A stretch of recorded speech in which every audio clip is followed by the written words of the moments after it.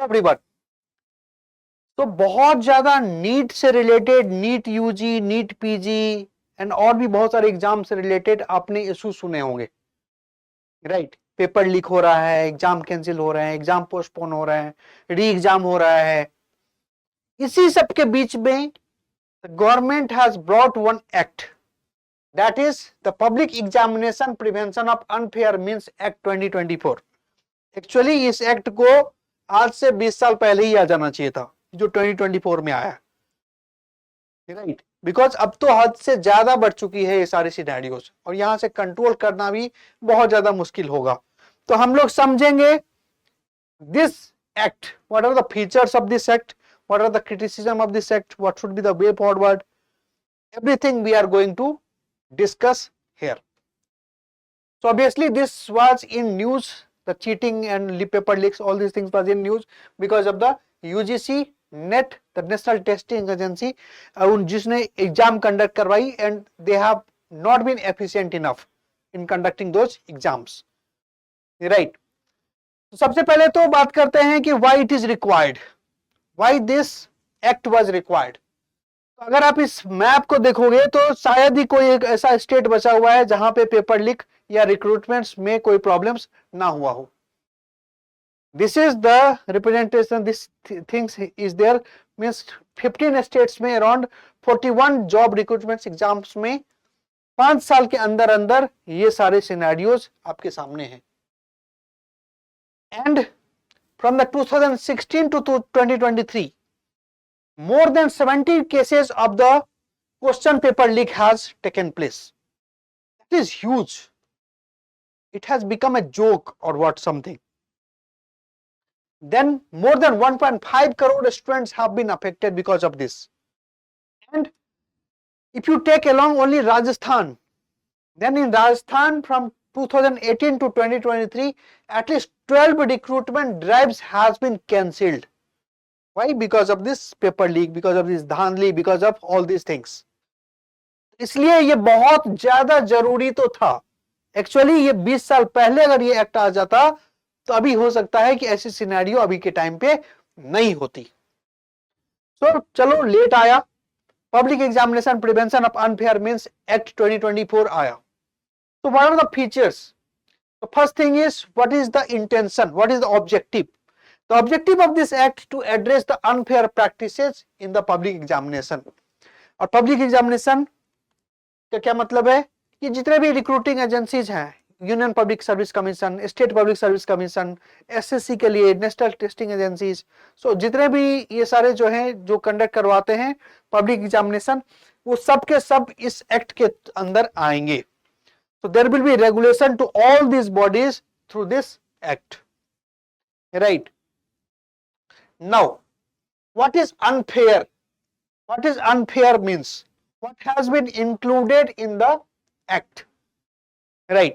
So there has been very broad definition of this unfair means, and the government has tried to cover each and every aspect, right? So broadly it has covered everything under this. So the leakage of the question paper or the answer key and the colluding in such leaks, that will be included as the unfair means. Then unauthorized access to the question paper or optical mark recognition response sheets, so that is also included. Then tampering with the answer sheets including OMR sheets. Also unauthorized person providing solution during the exams. Assisting candidates indirectly or directly. Tampering with the documents used to shortlist or ranking candidates.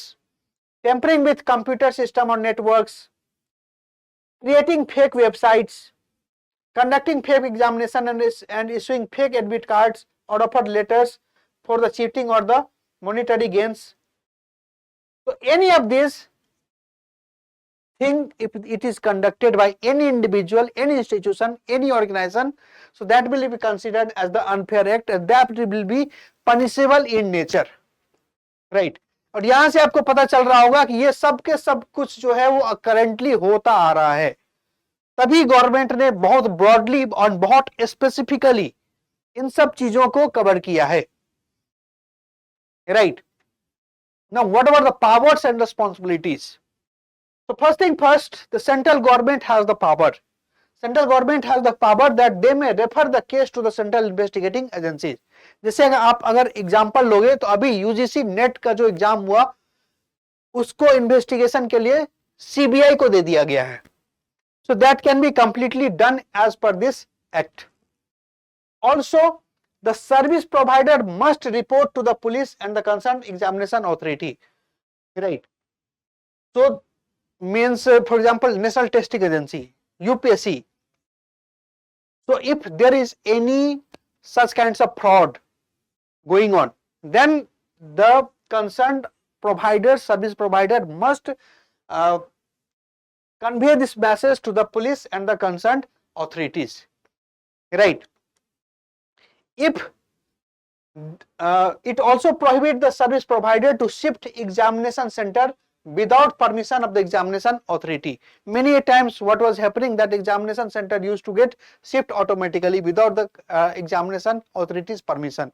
Once they got this means without the permission, that used to be there, and that was obviously there for the unfair means.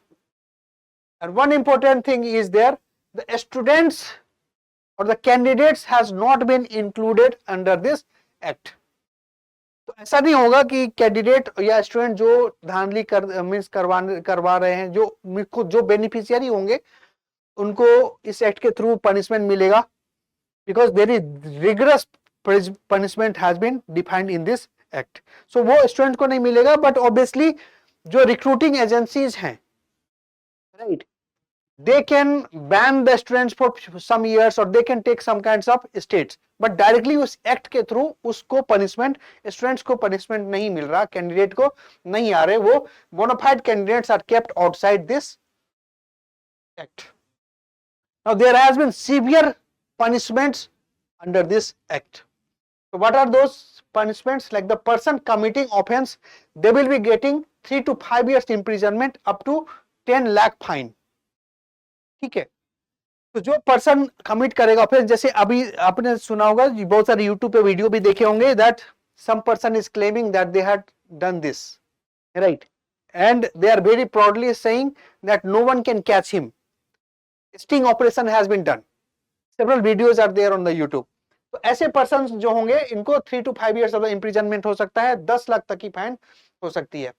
अगर service provider ही involve है, right, जो exam conduct करवाता है, जो service का provider involve है, तो उसको 4 साल के लिए एग्जाम कंडक्ट करवाने के लिए बैन कर दिया जाएगा, एंड 1 crore फाइन लिए जाएंगे, and along with that proportionate cost of the exam, because exam conduct करवाने में बहुत ज्यादा पैसा लगता है सरकार की, पब्लिक एग्जामिनेशन है, तो वो कॉस्ट भी उससे वसूला जाएगा. Also the director at the senior management और द पर्सन इंचार्ज, जो टॉप मोस्ट ऑथोरिटीज हैं, जिनको सबसे ज्यादा रिस्पॉन्सिबिलिटी दिया गया, अगर वही लोग इन्वॉल्व हैं अनफेयर मीन्स में, देन इनको 3 से 10 साल तक की सजा हो सकती है और 1 crore तक का फाइन हो सकता है. Then person involve in the organised crimes, if any person is involved in the organized crimes, then that person may get the imprisonment up to 5 to 10 years and the fine up to rupees 1 crore.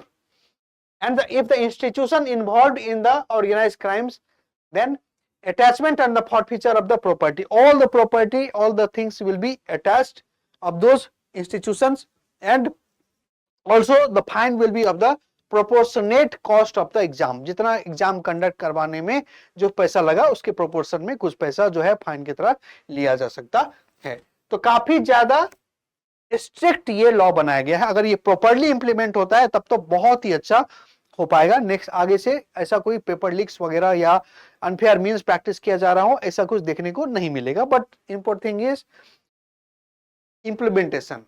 Now there has been some criticism also for this act. So what are the criticism? First thing is no time frame in rescheduling of the cancelled exam. Obviously अगर paper leak वगैरह होंगे तो paper cancel किया जाएगा, तो उसको reschedule करना चाहिए, है ना. तो रीशेड्यूल होने में कितने टाइम में वो रीशेड्यूल होना चाहिए, ये एक्ट के अंदर नहीं लिखा है. 1 महीने के अंदर, 2 महीने के अंदर, 3 महीने के अंदर, बिकॉज स्टूडेंट्स का टाइम बहुत प्रीशियस है. तो ये इसके बारे में लिखा जाना चाहिए था एक्ट के अंदर, वो चीज नहीं लिखा गया. So therefore it is being criticized. then it is being said that the investigation referred to the DSP level officers. अभी के टाइम पे जो है ना स्टार्टिंग में डीएसपी लेवल ऑफिसर्स में होंगे. ऑब्वियसली सेंट्रल गवर्नमेंट अगर चाहे तो वो सेंट्रल इन्वेस्टिगेटिंग एजेंसीज को दे सकती है, सौंप सकती है, बट इनिशियली जो होगा वो डीएसपी लेवल ऑफिसर्स जो है वो इन्वेस्टिगेशन करेंगे. The criticism says that instead of providing this to the DSP level officers, there should have been some specialized investigation and regulating authority. जिसका यही काम होता कि अगर ये इस तरह के कोई अनफेयर मींस प्रैक्टिस हुआ है तो उसके लिए इन्वेस्टिगेशन करे. Right. Then many a times it is being seen that the investigator and administrative officers इनको प्रॉपर ट्रेनिंग वगैरह नहीं होती. जैसे आपने देखा होगा नीट यूजी के टाइम पे हुआ क्या कि because of the time delay, right, उन सबको क्या मिला, ग्रेस मार्क्स मिले 1563 कैंडिडेट्स को. उसी 1563 का कैंडिडेट्स का इतने ज्यादा इशू क्रिएट हुआ और फिर तब जाके उनका री एग्जाम भी कंडक्ट करवाया गया by the National Testing agency, right. तो क्या हो रहा है, इसका मतलब मेन प्रॉब्लम क्या हुआ होगा, दैट वहां पर जो है वो जो इन्विजिलेटर्स हैं, राइट, उन्होंने प्रॉपरली टाइम से पेपर डिस्ट्रीब्यूट नहीं किया होगा या पेपर पहुंचाने होगा, तो प्रॉपर ट्रेनिंग जो है वो मिसिंग है. इसके बारे में कुछ भी एक्ट के अंदर नहीं लिखा हुआ है. ऑल्सो मॉडर्न टेक्नोलॉजी एंड सर्विलेंसेस, इसके बारे में भी एक्ट के अंदर ज्यादा कुछ लिखा हुआ नहीं है जो लिखा जाना चाहिए था. सो this act is being criticized on these factors, right. Now what should be the way forward? The way forward, first and most important thing is, चाहे आप कितना भी अच्छा एक्ट बना लो, if it is not being properly implemented, if the political will is not there, right, if the bureaucratic problems are there, if the police is not cooperating, then that act is useless. The unfair means will keep on going practicing, right. So what is required, that अच्छा सा act बना है, now this act has to be implemented in full letter and spirit by all the stakeholders involved. सबके सब जो है वो करे ताकि एक डेटरेंस क्रिएट हो सके, ताकि और एक एग्जाम्पल इस तरह से सेट किया जाए, जो लोग भी इन्वॉल्व हैं इतने सारे से पेपर लीक में, 70 पेपर लीक, 1.5 करोड़ पीपल्स जो चिल्ड्रंस का लाइफ के साथ खेला गया है, एक्सपीरियंस के लाइफ के साथ खेला गया है, उन सबको जो है वो उसमें काफी ज्यादा जो है लोगों को अब इन्वेस्टिगेशन करके पकड़ा जाए. सबसे पहले तो एक्सेप्ट किया जाए कि पेपर लीक हो रहा है. ये एक्सेप्ट करने के बाद जो है इन्वेस्टिगेशन हो, जो भी कल्प्रिट माने जो पकड़े जा रहे हैं उनको प्रॉपर पनिशमेंट मिले as per this act, right. So that will create a deterrence among the society, that other person will not be willing to do such practice or such unfair means. So proper implementation is very, very important. So this was all from my side regarding this. I hope you have understood this. So we will be continuing this series. Thank you very much.